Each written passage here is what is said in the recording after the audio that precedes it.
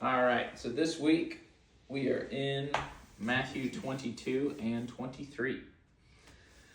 So we'll jump right into Matthew 22, the parable of the wedding feast. And again, Jesus spoke to them in parables, saying, "The kingdom of heaven may be compared to a king who gave a wedding feast for his son, and sent his servants to call those who were invited to the wedding feast, but they would not come. Again, he sent other servants, saying, 'Tell those who are invited, see, I have prepared my dinner, my oxen and my fat calves have been slaughtered, and everything is ready. Come to the wedding feast.'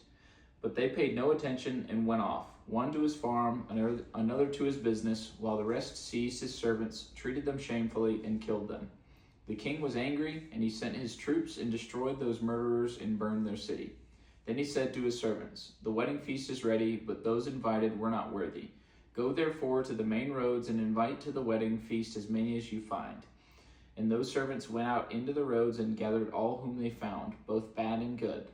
So the wedding hall was filled with guests. But when the king came in to look at the guests, he saw there a man who had no wedding garment. And he said to him, 'Friend, how did you get in here without a wedding garment?' And he was speechless. Then the king said to the attendants, 'Bind him hand and foot and cast him into the outer darkness. In that place there will be weeping and gnashing of teeth. For many are called, but few are chosen.'" Should have worn the tux. All right, so I've heard this parable many times and kind of understood it, but not understood it to its completion or to as full as I could. So this was cool being able to dive into this. So the parable of the wedding feast is an analogy about the Jews, the Gentiles, God, and accepting the Holy Spirit's call to put your faith in Christ. So God chose the Jews as his chosen people in the Old Testament, said, "These are going to be my people."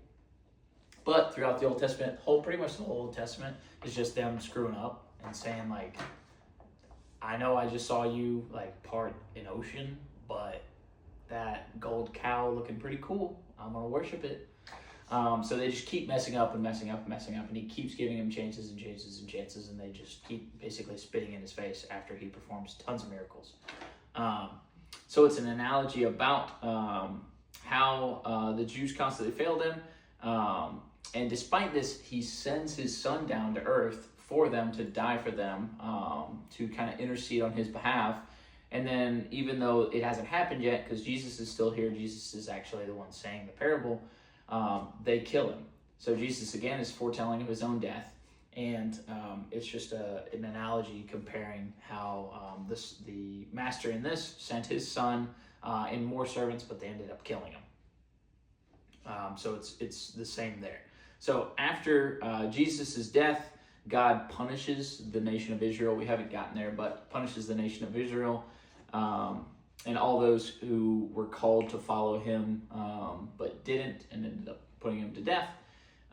So that's pretty much the same thing as in the parable when it's like, "Hey, I invited you a ton of times. I even tried to pull you here and you said no and you left. And then you killed my servants, my son." So then the master here sends in people that end up killing the murderers and the people that were invited originally. So that's the punishment of Israel. So then it jumps into, he's like, "All right, just go invite whoever, I guess." Whoever wants to come can come. So at that point, that's when Jesus and God say, basically, it's open, salvation's open to everybody, the Gentiles and the Jews. Basically, whoever wants to come can come. We're not worried about what lineage you come from, what race you are, what background you have, essentially. So yeah, the invitation to the party is our salvation. Like I said, very similar to getting into the party. You just have to accept the invitation. It's free. You just say, "Yes, I want to go," or "Yes, I believe in Jesus Christ," and just basically all of the things that allow him to basically come into your heart and give you salvation. So yeah, it's free and it's for everybody. And not everybody's going to accept it. So it's the part in here where it's like everybody who will listen basically come. Then it gets into the part at the end where there's a person at the party without a wedding garment on. So that's just an example of somebody that like has tried to come in, has tried to be a part of church, or not even tried, but just is going to church and things like that, but they're not truly there. They're not wearing what you're supposed to at a wedding. You're not truly participating in the wedding. You're just there. It's much like somebody that goes to church but doesn't participate in the things of God. They don't listen. They don't act like a Christian. They don't actually have salvation. They don't actually have their wedding attire on. So Jesus says he throws them out. Obviously, this is an analogy for basically being cast into hell. So yeah, I mean, it's a cool parable, just kind of the, especially once you realize that like Jesus is alive and actively speaking this, and it only makes sense after the fact that he dies. So I bet the people there were just like, what are you talking about, dude? Like they probably picked up on some of it, but they definitely didn't understand the whole in the entirety of the parable. So I thought that was really cool. Do you guys have any questions? That makes sense? Mm-hmm. Makes sense. Okay, cool. All right. Verse 15, paying taxes to Caesar. Then the Pharisees went and plotted how to entangle him in his words. And they sent their disciples to him, along with the Herodians, saying, Teacher, we know that you are true and teach the way of God truthfully, and you do not care about anyone's opinion, for you are not swayed by appearances. Tell us then what you think. Is it lawful to pay taxes to Caesar or not? But Jesus, aware of their malice, said, Why put me to the test, you hypocrites? Show me the coin for the tax. And they brought him a denarius. And Jesus said to them, Whose likeness and inscription is this? They said, Caesar's. Then he said to them, Therefore render to Caesar the things that are Caesar's, and to God the things that are God's. When they heard it, they marveled and left him and went away. All right, so a little backstory. Nobody liked the taxes. It's much like nowadays. Like the Jews hated the taxes because they had to pay Rome, which was basically ruling over them, these taxes. And it's like, wait, we're paying the people that are borderline enslaving us taxes. So they didn't like it. So what the Pharisees were doing was they plotted and they're like, okay, what can we do as like kind of like a gotcha? They're about to do this a bunch of times in a row. What can we do as a gotcha with Jesus? No matter what he says, somebody's going to be upset and we can put him to death. So the first thing, so they try and say, hey, what should we do about these taxes? Should we pay these taxes? Because they're thinking if he says, yes, you should pay your taxes, all the Jews are going to be like, dude, I hate you. Like, I don't want to pay these taxes. This is horrible. I refuse. And then they would end up basically putting him to death, or just not, he wouldn't be nearly as popular as he was. Or if he says, no, you shouldn't pay the taxes to Caesar, then the Roman government is going to get a phone call real quick that says, hey, this guy is saying not to pay your taxes. He's basically committing like perjury and inciting like treason. You guys should kill him. So they thought that like, okay, cool, we're going to get him here. They don't get him because he's a genius. But basically he says like, show me the coin that they want from you. And it's like, okay, here it is. It's like, yeah, whose face is that? That's their face. So give it to them. It's literally their money. So give to them what they're owed. Give to them what they want. And you give to God what God wants. So we're all called to give ourselves to the Lord.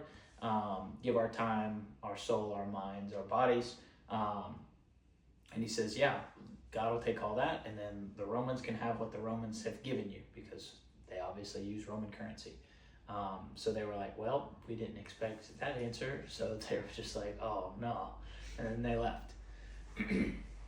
That makes sense, right? Mm-hmm. Yeah, I've heard that one before, but not in like the context. Like you explained it, like you're trying to like gotcha.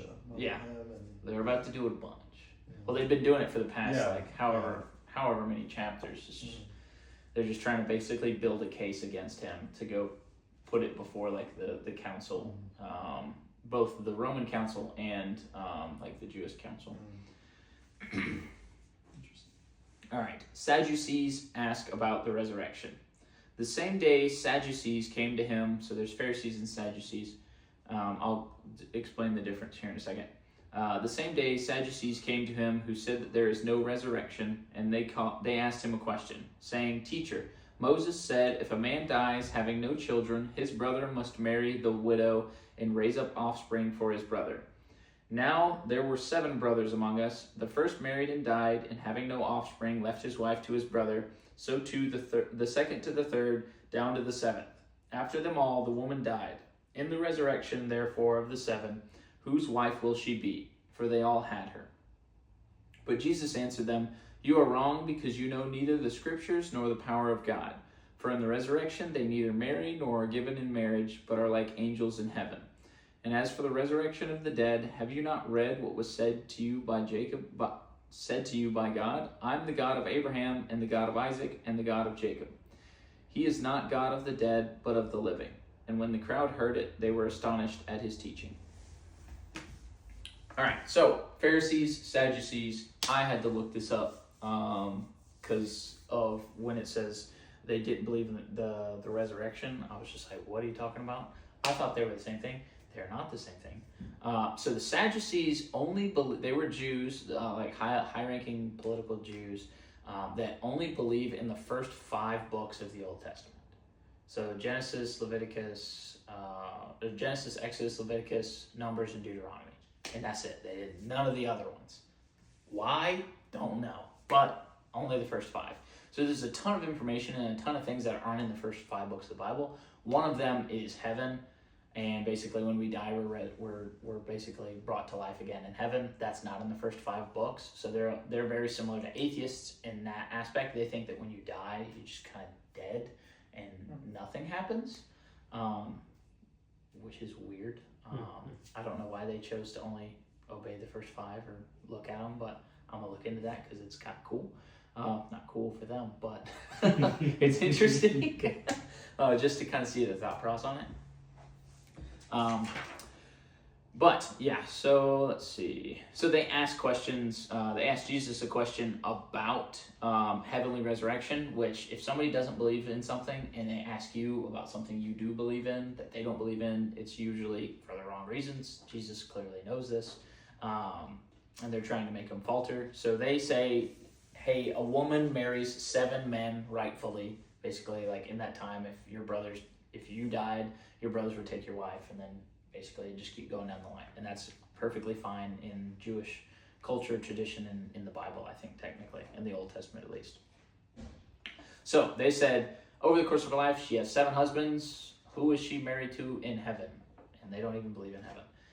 Jesus answered them that in heaven, that we're all going to be like angels. There's no marriage in heaven. We don't marry in heaven. That we're like the angels. We're not married. We don't need anything else because once we're in heaven, we're fully complete. We have everything that we could need, ever want for. We don't need another person because we've got God. So he then goes on to talk about their lack of belief in heaven and tells them that in the Old Testament that God says that he is the God of Abraham, Isaac, and Jacob. So he's using present tense to talk about people that are dead. So he's saying he is the God of these 3 guys that are dead, not was the God of them. He is. Basically saying that these 3 men are not dead. They've died and then risen again in heaven. So he is present tense, their God. And that's in the Bible as well. So he uses the present tense is to show that they've been basically reborn and may have died here. Their bodies may have died, but they've been resurrected in heaven. And then they leave and they're sad again. That makes sense. You guys too good. Yeah, dude, this guy's a genius. It's almost like he knows literally everything. All right, 34, the Great Commandment. But when the Pharisees heard that he had silenced the Sadducees, they gathered together, and one of them, a lawyer, asked him a question to test him. Teacher, which is the great commandment in the law? And he said to him, you shall love the Lord your God with all your heart and with all your soul and with all your mind. This is the great and first commandment. And a second is like it. You shall love your neighbor as yourself. On these 2 commandments depend all the law and the prophets. So they ask him, I don't know, this is pretty cut and dry answer. Like, I feel like I could answer this. I don't know why they thought this would work. But they said, hey, what's the greatest commandment?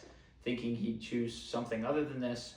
But he tells them that loving the Lord, basically choosing the Lord as as God, and salvation is the number 1 commandment, and then the second one's going to be loving your neighbor, or he doesn't really even say second, he says second with this, so probably both equally as important, is to love your neighbor. So he said that he's essentially saying that all of the laws and all of the prophets and all the commandments and everything else hinge on these two things, that you can't do anything else if you don't first observe these two. So I guess that just satisfied them, so they left. It's an interesting question that they asked. It doesn't seem like like it has any strings attached. It just seems like a quick quiz. But yeah, so that's pretty cut and dry there. So verse 41, whose son is the Christ? Now while the Pharisees were gathered together, Jesus asked them a question, saying, what do you think about the Christ? Whose son is he? They said to him, the son of David. He said to them, how is it then that David in the Spirit calls him Lord, saying, the Lord said to my Lord, sit at my right hand until I put your enemies under your feet. If then David calls him Lord, how is he his son? And no one was able to answer him a word, nor from that day did anyone dare to ask him any more questions. Which is funny, because that's almost in like modern day language. Nobody asked him any more questions. No more questions, we're done. So Jesus is like, okay, cool, my turn to ask you guys some questions, since you guys think you're so smart that you can quiz me. He asks them about what they think, or who they think the Christ is, the Messiah, which is funny because it's him. Who will he be the son of? And they said, David.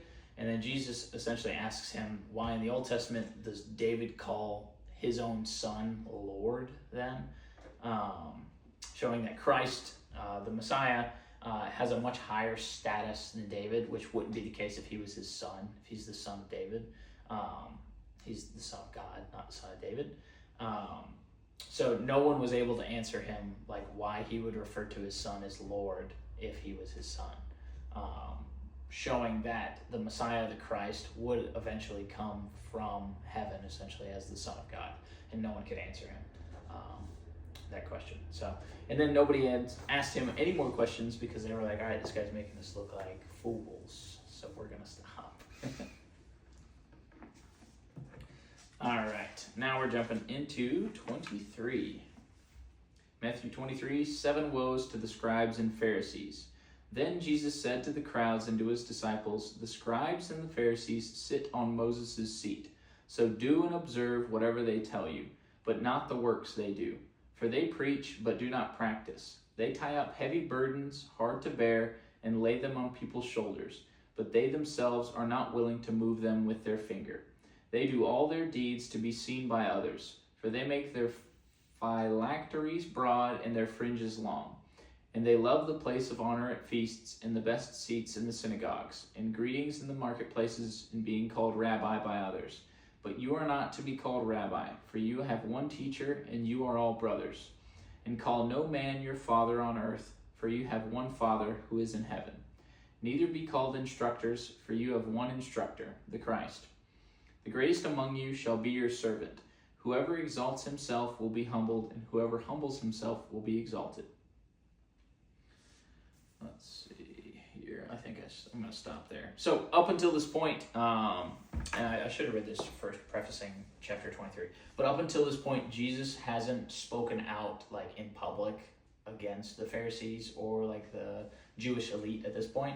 All of this stuff that you see in the previous chapters where he's kind of like talking about stuff like that, he's either said in parables, which is like he can like plausible deniability. He's like, oh, it's just an example. It's not talking about you guys, even though it's 100% talking about you guys.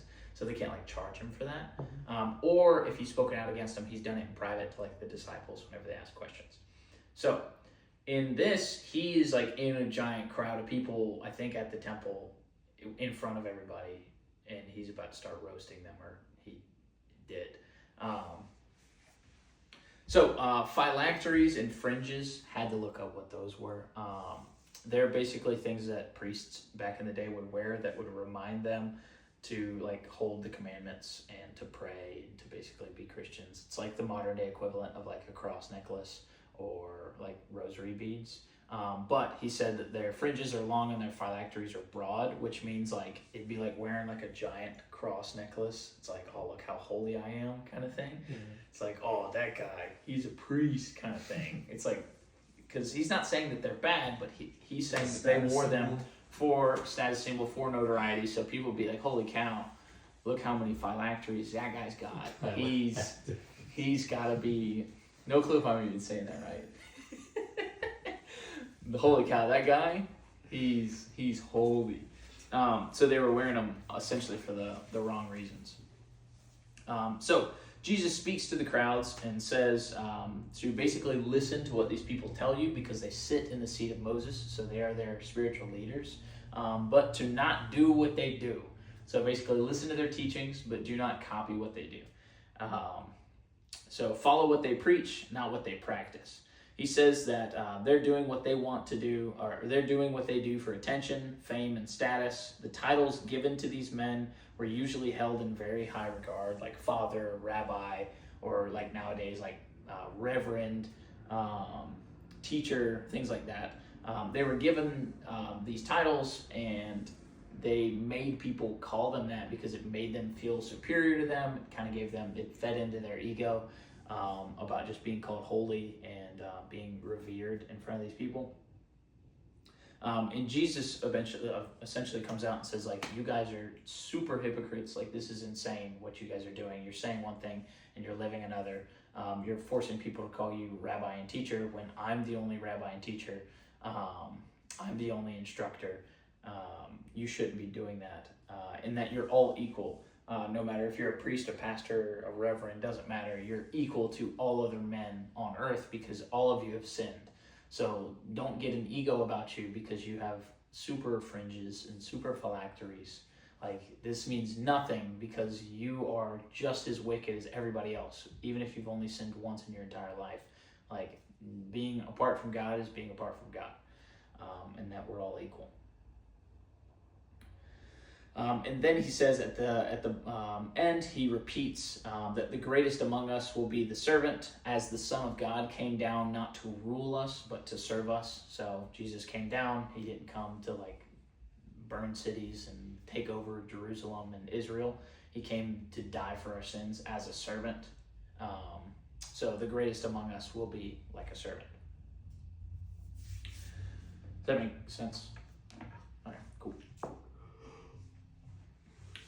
But woe to you, scribes and Pharisees, hypocrites, for you shut the kingdom of heaven in people's faces, for you neither enter yourselves nor allow those who would enter to go in.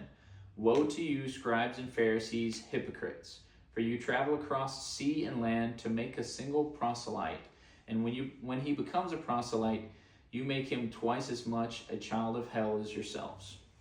So he's just roasting these people.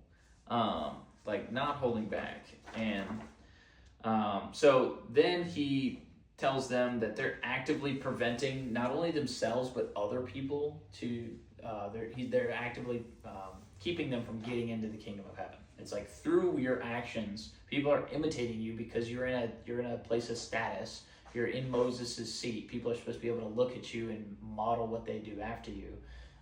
You're preventing them from getting into heaven. You're essentially staying at the gates and just holding them closed with all of you guys on the outside because of your actions, which I cannot imagine their reaction to hearing that. That's got to be insane because these dudes think that they are like it. They think that they are the holiest of holy.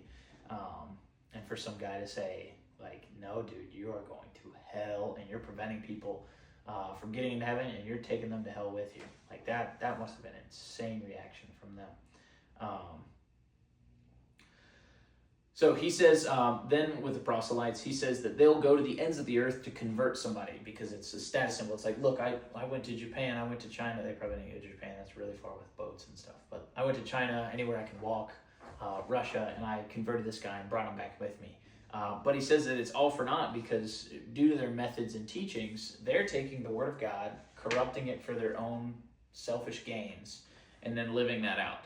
So that's one degree removed from the Bible. And then when you start trying to teach somebody based on your teachings that are based on the Bible, that's 2 degrees of separation. So it's already wicked when you did it because you tried to make it for yourself. And then you take your teachings and teach it to somebody else. So it gets even more poisoned and even more corrupted. So you're basically making these people that you convert even worse than you are. So yeah, it's just misinterpreting the word of God for your own gain has kind of led them to do all of these things, and it's all for show. And then I'm sure that some of the people that they converted, once the news dies down that they converted some guy from Africa or wherever, I'm sure a lot of the people, they just neglect it.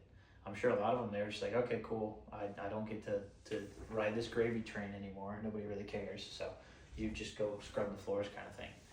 So there's kind of 2 sides of it. That makes sense. I just wonder, like, what about, like, because I know it's said in the past too, like, I've seen it said, like, for those, like that know of Jesus but deny him, like, go to hell. But what if, like, they don't ever know of Jesus? Like, I wonder, like, for those people, like, who don't know the right way, like, are they going to go to hell too, even though they've been, like, misled? Like, yeah, so, that's like I don't have all the answers on that, but from what I understand, from what I know of the Bible, everyone's experienced God in some way, shape, or form at one point. Either whether you're hearing about God and Jesus and Christ in the way that we hear about it here in America, or you're in some third world country and you have an experience, you feel something out in the bush when you're running around chasing bears or tigers or whatever it is, barefoot with sticks. Like, God will reveal himself to you. Sometimes it's not with a Bible because you just don't have access to a Bible. Right. So I think it looks a lot different for those people than it does for us. So it doesn't really make sense. Because from our point of view, it's like you don't even have access to a Bible. How could you be a Christian? Right. But God literally made the earth. So he can reveal himself to these people in any way, shape, or form. That's my understanding of it. I'm sure there are several other interpretations. That's how based on what I've read and what I've researched, that's kind of what I go by, because and that also makes the most sense. Because it's like, logically, he wouldn't be a very just God if it's like, oh darn, missionaries didn't get to you in time. Like, especially with, like, most people weren't literate for like, most of history. So, like, exactly. And then there's also, like, word of mouth too. So a lot of these places, I mean, there's very few places on the earth that have never heard like a Christian missionary preach. I mean, we have gone a lot of places for most of history. So there's that's part of it too. And then there's also the age thing where I think anybody that's under the age where it's where they can truly comprehend everything, I think they just go straight to heaven, because it's like they don't have the mental facilities to understand religion, let alone making that true decision. Which is always kind of weird, because it's like you see, like, even when I was a kid, I can't remember when I was, like, first baptized or whatever, but it was, like, really young, like way before I truly knew what was happening. So it's just kind of weird nowadays to kind of think about that and see that. But I think that's one of the reasons that like Catholics and Orthodox, like, just baptize their babies, because they're just like, yep, just in case, like, because they believe that like actually sends you to heaven. And that's like 100% a requirement. So they're just like, yep, baptizing you, which not a requirement, but that's a different topic. Yeah, that makes sense. But yeah, so it's basically it's saying, to kind of beware of their false teachings, because they're going out and converting people, and it's just going to spread like that. Yeah. So they're not only influencing people in Israel, but they're going out and spreading all of their bad theology throughout the world. Yeah, that just made me think of that too. Yeah. No, that's a good addition. All right, getting back to the roasting. Verse 16, woe to you blind guides who say, if anyone swears by the temple, it is nothing. But if anyone swears by the gold of the temple, he is bound by his oath. You blind fools, for which is greater, the gold of the temple that has made the gold sacred, the gold or the temple that has made the gold sacred? And you say, if anyone swears by the altar, it is nothing. But if anyone swears by the gift that is on the altar, he is bound by his oath. You blind men, For which is greater, the gift or the altar that makes the gift sacred? So whoever swears by the altar swears by it and by everything on it. And whoever swears by the temple swears by it and by him who dwells in it. And whoever swears by heaven swears by the throne of God and by him who sits upon it. So Jesus then clearly calls them blind guides, which is hilarious. He's basically telling them that you're leading all these people that are following you to just wander aimlessly for eternity because you have no clue what you're doing. You have no clue where you're going. How can you lead people when you can't even see? So the Pharisees allowed people, and then going to kind of the next part, the Pharisees, I guess, allowed people to swear by the temple, and it just wouldn't mean anything. If anybody, by their standards, like said, "Oh, I promise by the temple," or whatever. I don't know how they say things back then, but I swear upon the temple that X, Y, and Z is going to happen. That's like, yeah, whatever. Like, that's fine. Like, you don't really have to do that you said. You can lie about that. But if you swear on the gold of the temple, you got to do it or we're going to kill you. Like, we're going to put you to death. Like, that's a for real, like, serious promise and oath. And Jesus is like, how stupid is that? Like, what do you mean? It's the gold of the temple is more important than the temple itself that gave that gold worth? Because you can't swear on regular gold. That doesn't mean anything. But the gold of the temple means something.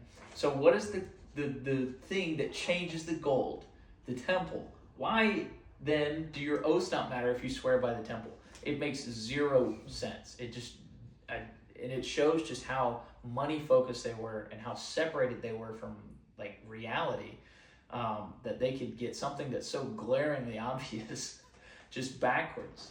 And especially after, I think, either last week or the week before, or a couple weeks ago, he just got finished saying, like, yeah, let your yeses be yes and your no's be no's. Like, don't make any promises because I'm the only one that knows what tomorrow's going to hold. Mm-hmm. So don't promise anything because you can't make sure it happens. Mm-hmm. You can say yes, you can say yeah. Like, I'll do that, but don't say I swear because you don't know. So I think that's just nuts. So the Pharisees basically had backwards ideology on what was right and wrong because they weren't following God and they were following their God. Their God was themselves. So them, their fame, their fortune, basically making as much money as possible and getting as much fame and notoriety as possible. All right. Yeah. Woe to you, scribes and Pharisees, hypocrites! For you tithe mint and dill and cumin, and have neglected the weightier matters of the law, justice and mercy and faithfulness. These you ought to have done without neglecting the others. You blind guides, straining out a gnat and swallowing a camel. So again, with the hypocrites, I actually heard this in like somebody preaching about chapters 22 and 23, or I think just 23. There's like a certain amount of instances of the word hypocrite in the Bible. And in this chapter, all of them are said by Jesus.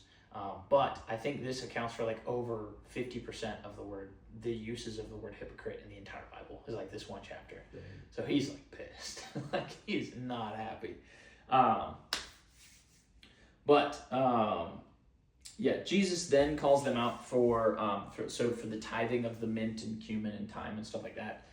What he's saying is he's calling them out for meticulously observing the minor religious details. It's like, oh, this is how you tithe with mint or juniper or whatever these like cloves of garlic or whatever the herbs are that you're tithing with, because there was apparently a bunch of rules around it, but neglecting the core principles of God, like justice, mercy, and faith.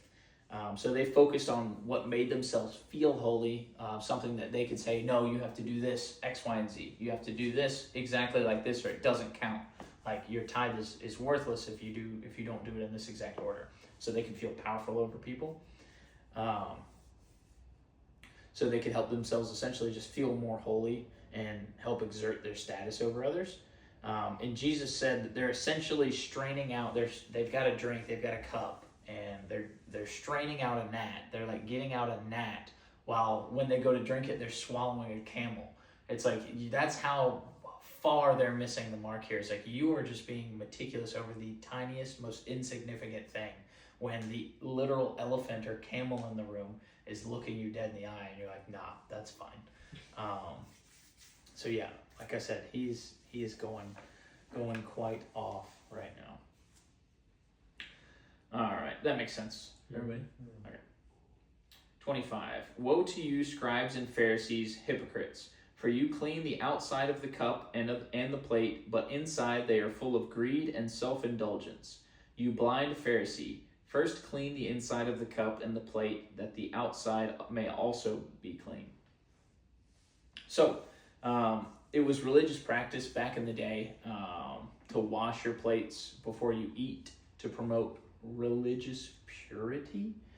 So not a biblical practice. This was something that they did to basically show like, oh, we're super holy.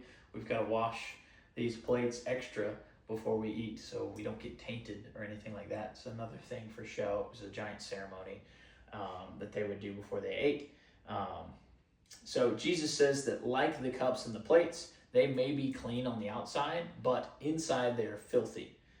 So basically saying that appearance-wise, it's like you've got the appearance of being holy, you've got your fringes and your whatever it is, phylacteries or whatever I said earlier. You've got these giant rosary beads and giant cross necklaces, and you wear all this I love Jesus gear. But on inside your soul, I mean, you're full of emptiness and death and sorrow. Woe to you, scribes and Pharisees, hypocrites! For you are like whitewashed tombs, which outwardly appear beautiful, but within are full of dead people's bones and all uncleanliness. So you also outwardly appear righteous to others, but within you are full of hypocrisy and lawlessness. That one's pretty straightforward. Mm-hmm. You are a really cool-looking tomb, dude.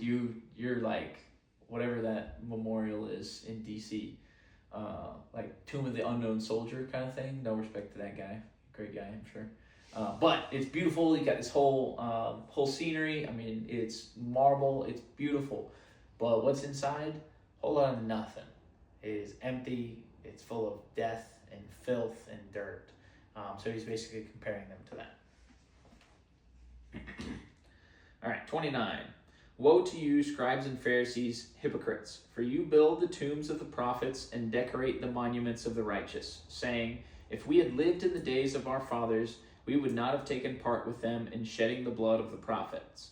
Thus you witness against yourselves that you are the sons of those who murdered the prophets. Fill up then the measure of your fathers.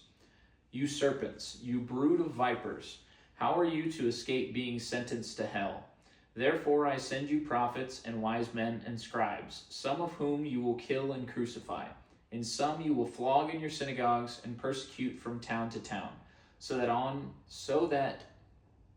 on you may come all the righteous blood shed on earth, from the blood of righteous Abel to the blood of Zechariah, the son of Berechiah, whom you murdered between the sanctuary and the altar. Truly I say to you, all these things will come upon this generation. So finally, final nail in the coffin, Jesus calls them a brood of vipers, which sounds horrible nowadays, but I bet that was even worse back then. He calls them brood of vipers and then questions how they're going to escape being damned to hell, which is just insane for the Son of God to say that. It's like, that's just how bad these people were and how just fooled they were by their own egos and their own ideologies, that they thought that they were so holy, but just so depraved on the inside. So he says that they decorate the tombs of the prophets. So of all of the religious leaders of the old, they're basically lighting candles and putting flowers out there, saying that how if they were alive in those days, that they wouldn't have persecuted them, they wouldn't have stoned them, they wouldn't have put them to death because of their belief in Jesus or God back then. Meanwhile, in the modern day, they're constantly trying to stop Jesus. They're constantly trying to get him to trip up and fall. They're putting people that preach the word of God and preach about Jesus in jail. They're constantly talking bad about people like John the Baptist. And eventually, I mean, they're going to put him to death. So it's like, you're saying that you would never do these things, but you are currently doing it right now. So they're so close-minded and selfish that they can't even see what stands right in front of them. It's insane. So then this last part here, lament over Jerusalem. O Jerusalem, Jerusalem, the city that kills the prophets and stones those who are sent to it. How often would I have gathered your children together as a hen gathers her brood under her wings, and you were not willing? See, your house is left to you desolate. For I tell you, you will not see me again until you say, Blessed is he who comes in the name of the Lord. So now he's lamenting over Jerusalem. Once he's leaving the city, he's literally crying, saying that he's tried so many times, both him and God have tried so many times to give them so many chances, chance after chance after chance, throughout the Old Testament and now into the New Testament, to basically get them to see the error of their ways, to see what they're doing wrong, to come to the realization, it's like, oh wait, now after the 100th time we've messed up, we finally understand. So he compares him to like a mother hen trying to get her chicks together, and the chicks just refuse. So he's physically and visibly upset, like he's crying over Jerusalem, because he's sad for them. He just knows that at this point, like they're about to be judged for all that they've done. And then he says that the next time he's going to see them is when they finally confess that he's the Son of God, which, I mean, for some of them is much sooner than others. Some Jews in Jerusalem, I'm sure, after the resurrection and all that kind of stuff, proclaimed that he was the Son of God.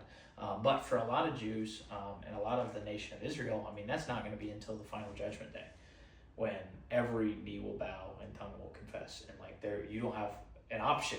Like that's when it's not free will anymore. It's just like, it's the guy that came and tried to tell us, and then we killed him. That's the God that said, hey, I'm going to give you 10 commandments and I'm going to do all these things. Just don't worship any other idols. I'm going to leave for 10 minutes and then come back and they're worshiping an idol. I mean, it's like, this is like a gut-wrenching chapter to just think about the modern day implications of just all that's going on in Israel and Jerusalem, and why they're constantly in war, why the Middle East never has peace. And this is a big part of it. It's like, look, like Jesus has tried so many times, God has tried so many times, and they constantly fail and fail and fail and fail, thinking they're doing the right thing.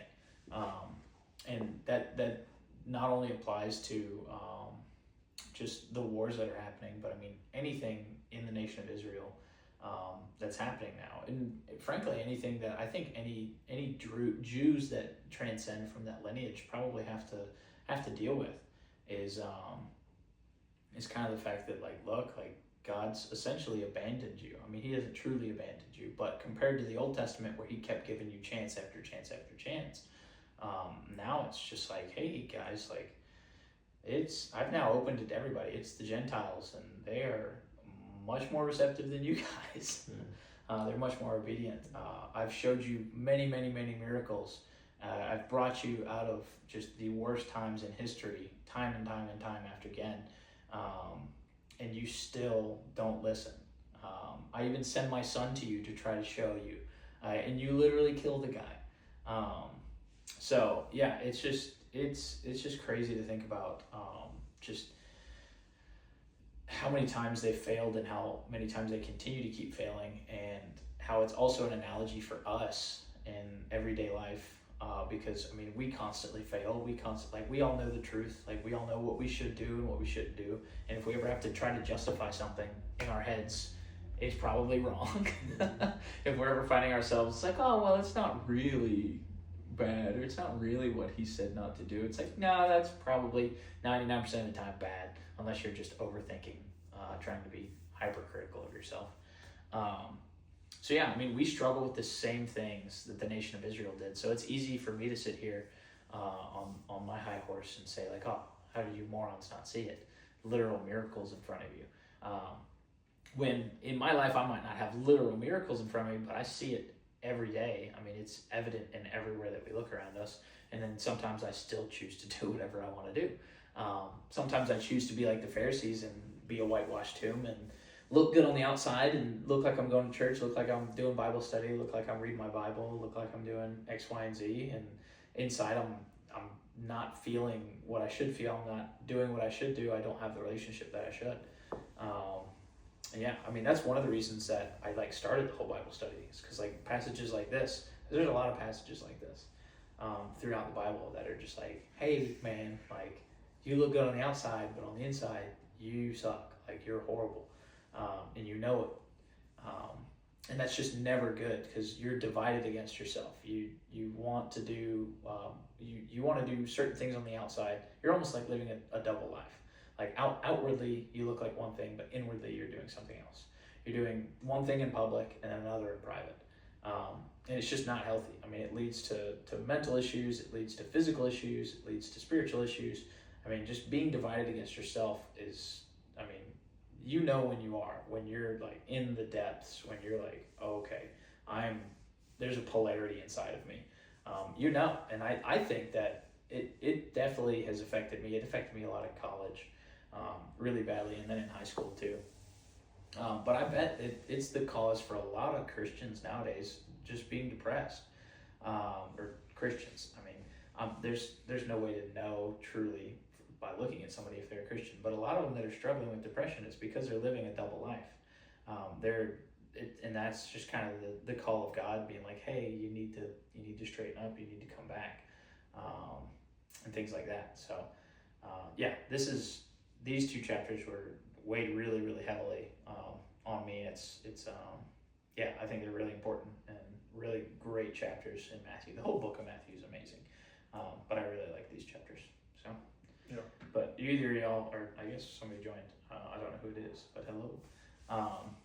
Anybody have any questions or anything about today, or any comments or anything like that? I just know if I read it by myself, I wouldn't have had like the context. Yeah, like absolutely. that. So Yeah. I would have to read it probably 5 times. It ain't me, dude. It ain't me. I'm not the one. It's literally God's like telling me how to explain it. Mm-hmm. That, and then God's telling me through other people on the internet. Because it's like, I'll read it, and then I'm like, okay, I understand that. Cool. Let's read the next thing. Don't understand that. Google it. Find a YouTube video explaining it. Mm-hmm. Like I was working today and I just had like a sermon explaining like chapter 22, like going in the background. Like that kind of thing. Like, so I'm not 100% listening to it, but I'm picking up on some things that I might not pick up on normally. So it's not me. it's a God thing.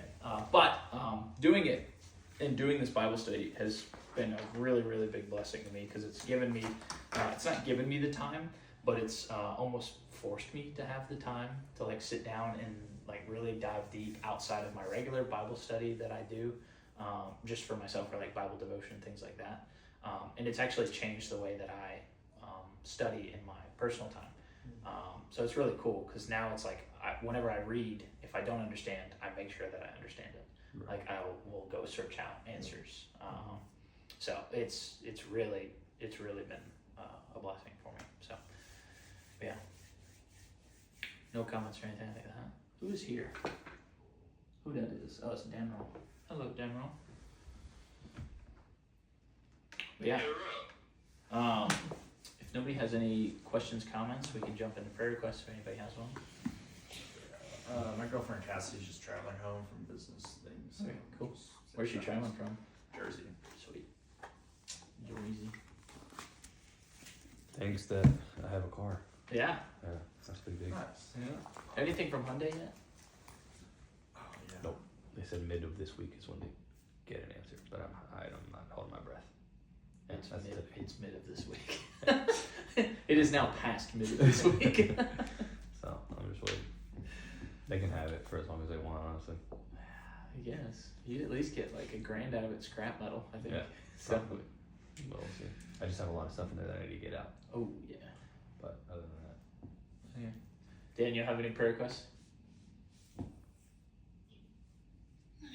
I'm good. All right, sweet. Well, I guess like the nationwide thing. Oh, yeah, dude, I got that job. No way, let's go. With the advertise, so I respectfully turn down the job. Blind. Damn, that's crazy. Dude, I told you what they were offering? Yeah. When I got to the actual interview, they were like, yeah, we know we say that. We actually start 48. I was like, oh my god, that's absurd. And then I asked about the benefits, and they were like, yeah, well, that's actually not company provided. We just help you get your own plan. I was like, okay. And then I asked about the trucks. They're like, yeah, well, that actually, we take a portion of your paycheck every time we pay for that. So I was like, okay. Wow. So this sucks. So this is a bad job. Yeah.